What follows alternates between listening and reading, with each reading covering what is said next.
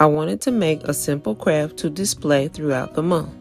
I used an old wooden picture frame, glue gun, and Scarecrow from Dollar Tree. I'm sure you can pick one up from Michael's if Dollar Tree is out. Remove the stick and glue the Scarecrow at an angle.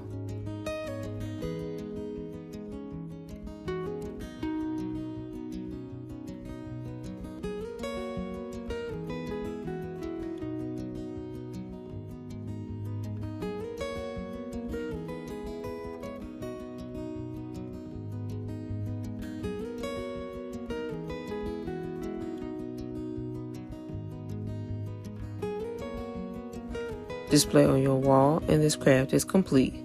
Thanks for watching, and make sure to like and subscribe.